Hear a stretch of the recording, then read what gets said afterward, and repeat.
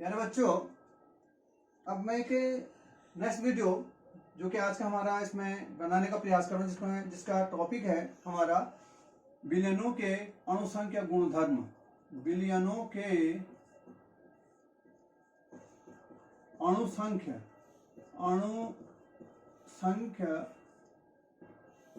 गुणधर्म, जिसको हम कहते हैं colligative properties of solution. Colligative properties of solution. अब जो विलयन होते हैं हमारे, उनके जो है कुछ गुण होते हैं जिनको हम अणुसंख्या गुण कहते हैं। ये अणुसंख्या गुण क्या होते हैं? अणुसंख्या गुण विलयनों के अणुसंख्या गुण वे गुण होते हैं जो विलयन में, आप लिख सकते हैं इसको, जो विलयन में विलेय के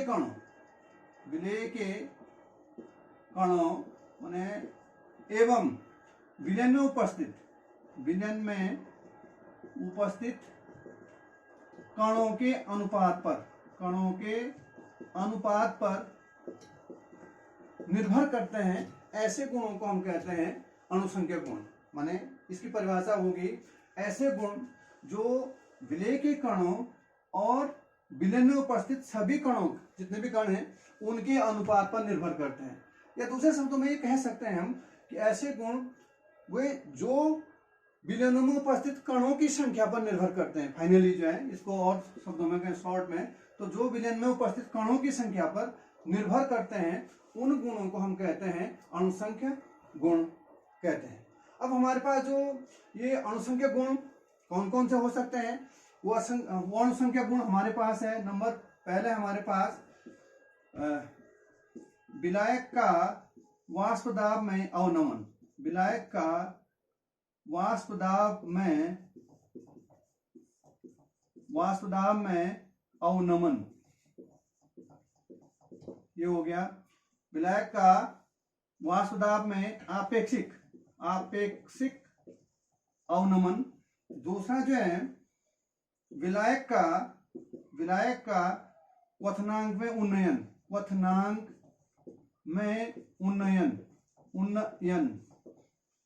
नंबर तीसरा हमारे पास है विलायक का हिमांक में अवनमन।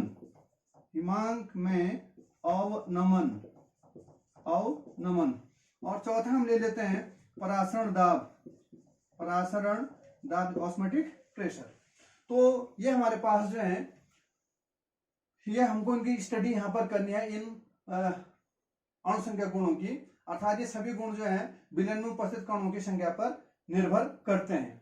तो इसमें हम पहला लेते हैं, इसमें पहला लेता हूं मैं, जो है वह है विलायक का वाष्प दाब में आपेक्षिक अवनमन।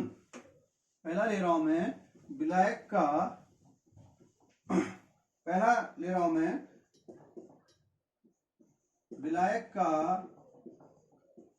विलायक का वाष्प दाब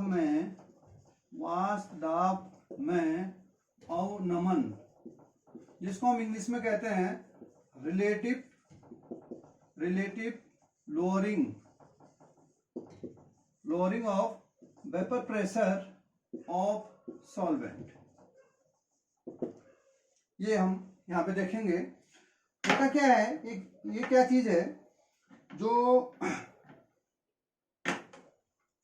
यदि हम जो है, जैसे हमने लास्ट में बताया था, जो राउल्ट महोदय का नियम था, वो उन विलयनों पे था, द्रव विलयनों पे हमने लगाया। दोनों विलयन द्रव थे, दोनों जो घटक 1 और घटक 2 दोनों क्या थे, द्रव अवस्था में थे, द्रव विलयन थे।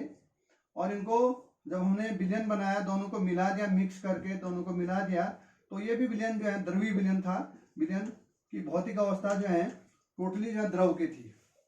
तो ये तो था किसके लिए, द्रव विलयनों के लिए राउल्ट महोदय का नियम या राउल्ट का नियम।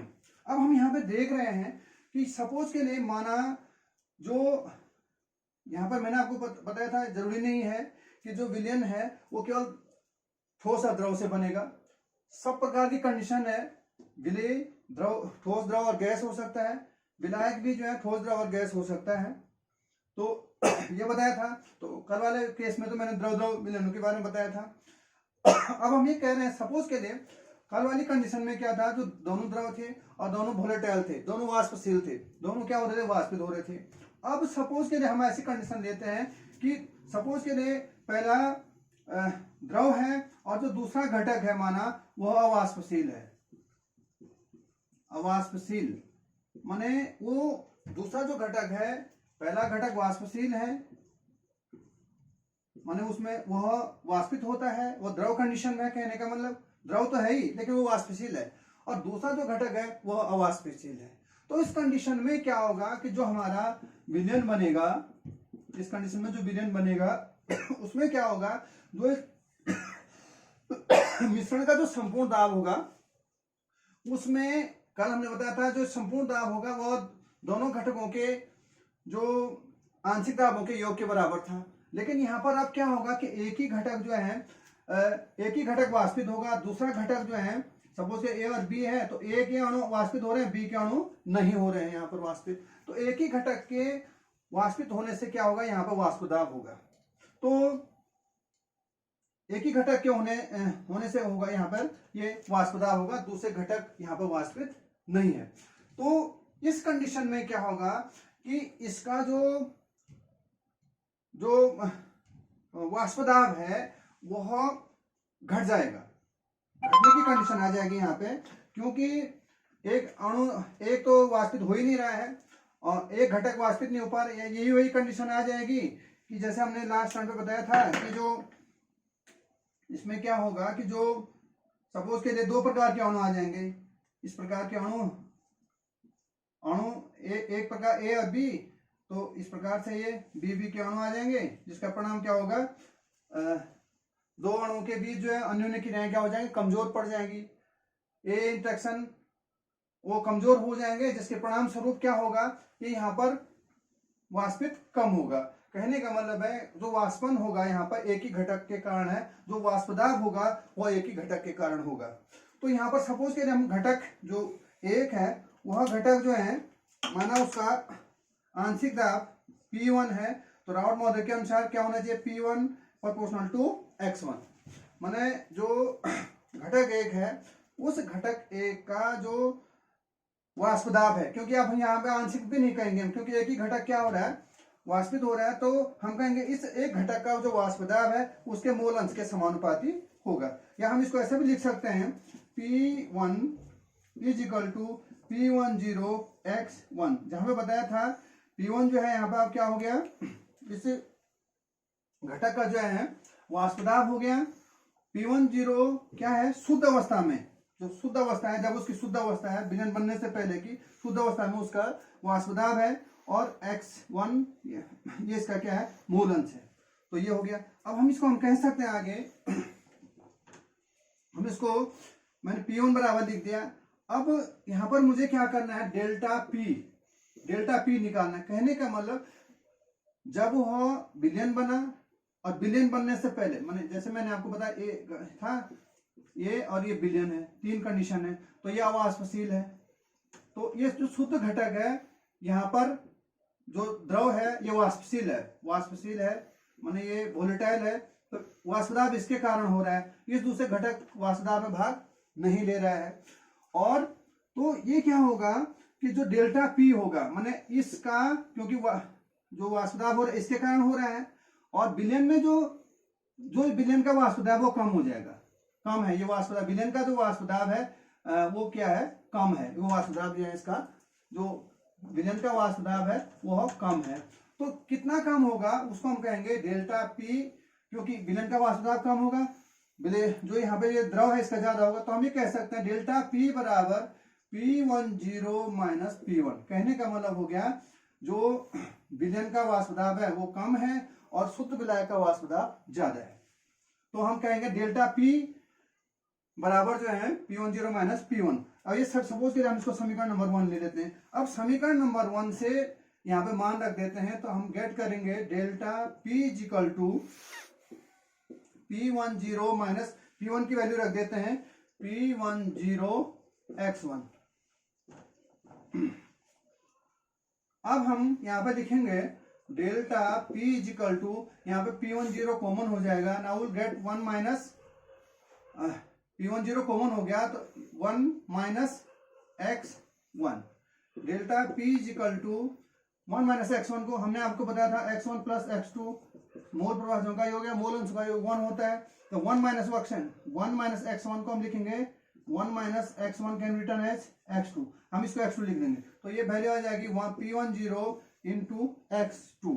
या हम इसको ऐसे भी लिख सकते हैं delta P upon P10 is equal to x2, ऐसे भी हम इसको लिख सकते हैं, जहां पर डेल्टा P क्या है, डेल्टा P का मान हमने आपको बताया ये है, डेल्टा P का मान यदि हम लिख देते हैं तो that is the P10 minus P1 upon P10 है बराबर x2। जहां पर हम इसको यूं भी कह सकते हैं, एक डेरिवेशन यहां पर हमारा आ गया कि P10 माइनस P1 माने वाष्प दाब में अंतर, और किसके सापेक्ष है, शुद्ध विलायक के, जो शुद्ध हमारा जो है विलायक था उसके सापेक्ष ये है, इसलिए इसको क्या कहते हैं हम, ये वाष्प दाब में कमी है। वाष्प दाब में कितनी कमी आई, डेल्टा P10 माइनस शुद्ध विलायक के वाष्प दाब में से विलयन का वाष्प दाब घटा देंगे, वो होगा वाष्प दाब में कमी, तो डेल्टा P अपॉन P10 और किसके सापेक्ष, शुद्ध विलायक के सापेक्ष, इसलिए इसको कहते हैं, इस सारे टर्म को कहते हैं, इसको हम कहते हैं वाष्प दाब में आपेक्षिक अवनमन, वाष्प दाब में आपेक्षिक अवनमन, जिसको हम कहते हैं लोअरिंग ऑफ वेपर प्रेशर, ये हम इसको कहते हैं। ये किसके बराबर होता है, ये मोल प्रभाज है, विलेय का मोल, x2 नंबर 2 कंपोनेंट है वो विलेय है, तो विलेय के मोल प्रभाज के बराबर होता है। तो इस नियम को यूं भी कह सकते हैं कि वाष्प दाब में आपेक्षिक अवनमन विलेय के मोल प्रभाज के बराबर होता है, विलयन में विलेय के मोल प्रभाज के बराबर होता है। इसको हम यूं भी कह सकते हैं, क्या नियम बताया मैंने कि जो वाष्प दाब में आपेक्षिक अवनमन है वह विलयन में विलेय के मोल प्रभाज के बराबर होता है। इस नियम को हम यहाँ पे कह देते हैं, जो कि हम वाष्प दाब में आपेक्षिक अवनमन बता रहे हैं, हम इस नियम को ये भी कह सकते हैं अवाष्पशील द्रवों के लिए, अवाष्पशील अवयवों के लिए, या अवाष्पशील यदि ऐसा कोई एक घटक अवाष्पशील है, एक घटक अवाष्पशील होने की कंडीशन में, या अवाष्पशील द्रवों के लिए राउल्ट का नियम भी कह सकते हैं हम इसको। पहले वाला नियम था वाष्पशील द्रव, दोनों वाष्पशील थे, लेकिन यहाँ पर ये नियम है एक घटक वाष्पशील है एक घटक वाष्पशील नहीं है, तो उसके लिए राउल्ट का नियम ये हो जाता है कि वाष्प दाब में आपेक्षिक अवनमन विलेय के मोल प्रभाज के बराबर होता है। अब थोड़ा सा इसकी वैल्यूज में आगे बढ़ा देता हूँ यहाँ पे थोड़ा सा और, तो यदि हम यहाँ पे जो मोल प्रभाज है, इस मोल प्रभाज को हम क्या लिख सकते हैं, P10 minus P1 upon P10 is equal to x2। Mole प्रभाज में विलेय के मोल प्रभाज क्या होगा, N2 upon N1 plus N2, ये हो गया, क्योंकि विलेय के मोलों की संख्या बटा कुल मोलों की संख्या, ये विलेय के मोल है N2, N1 विलायक के मोल है। अब जो डाइल्यूट सॉल्यूशन होते हैं, फॉर डाइल्यूट सॉल्यूशन, जो डाइल्यूट सॉल्यूशन होता है N1 is very dilute solution के केस में जो विलेय के मोल होते हैं N2 is very less than N1, तो कहने का मतलब जो ये हर का जो मान है नीचे, इसमें हम जो है N2 को नेग्लिजिबल कर सकते हैं, तो now can written as P10 minus P1 upon P10 is equal to N2 upon N1। नीचे हर वाले केस में हम N2 का मान नेग्लिजिबल कर सकते हैं, या उसको हम उसकी छोड़ सकते हैं, क्योंकि N2 का मान डाइल्यूट सॉल्यूशन के लिए विलेय की मात्रा बहुत कम होती है। अब हम इसको थोड़ा सा जो है और हम एक्सटेंड करें तो हम कह सकते हैं P10 minus P1 upon P10 बराबर N2, विलेय के मोलों की संख्या, हम इसको लिख सकते हैं विलेय का ग्राम में भार बटे उसका आणविक द्रव्यमान बटे विलेय के मोलों की संख्या, हम इसको लिख सकते हैं W1 बटे M1, यस हम इसको और लिख सकते हैं, it can be written as P10 minus P1 upon P10 is equal to W2 upon M2 into उल्टा हो जाएगा M1 अपॉन W1। ये हो गया हमारे पास। इस प्रकार से हमने एक रिलेशन गेट कर लिया। क्या गेट कर लिया हमारा कि P10 minus P1 upon P10 is equal to W2 upon M2 into M1 upon W1, जहां पर P10 क्या है, शुद्ध विलायक का वाष्प दाब है, P1 विलयन का वाष्प दाब है, W2 विलायक W2 घटक 2 अर्थात विलेय की ग्राम में मात्रा है, M2 विलेय का मोलर द्रव्यमान है जिसको हम अणुभार कहते हैं, M1 जहां पर जो है घटक 1 का मोलर द्रव्यमान या अणुभार है, W1 विलायक का ग्राम में द्रव्यमान है या भार है। तो यदि हमारे पास जो है इनमें से हमारे पास P10 की वैल्यू दी हो, P1 की वैल्यू दी हो, W2 M1 N W1 की वैल्यू दी गई हो, तो हम M2 को यहाँ पर जो है M2 का मतलब जो घटक 2 है उसके अणुभार की गणना कर सकते हैं, उसके मोलर द्रव्यमान की गणना कर सकते हैं। तो यह कहने का मतलब है इनमें से 1 2 3 4 5 6, हम इसको एक ही मान रहे क्योंकि इसको नहीं गिनना हमें, तो 1 2 2 3 4 5 6 में से कोई 5 चीजें हमें दी हो तो हम छठी चीज की गणना कर सकते हैं। तो इस रिलेशन के द्वारा हम M2 निकाल सकते हैं। और परीक्षा में ये बहुत बार पूछा जाता है, चाहे M2 पूछे, चाहे W2 पूछे, M1 पूछे, W1 पूछे, हम क्या फॉर्मूला में रखना है, P10 का मान रखना है, P1 का मान रखना है विलयन का वाष्प दाब, विलायक का वाष्प दाब, W2 जो विलेय है उसका ग्राम में भार, M2 विलेय का मोलर द्रव्यमान इंटू M1 विलायक का मोलर द्रव्यमान और W1 विलायक का ग्राम में भार। इस प्रकार से हम इसमें यदि सवाल आता है तो हम कर सकते हैं। तो मुझे लगता है कि वीडियो फिर बड़ी हो रही है, संभवतः मैं यहीं पे एंड करता हूँ। Thank you.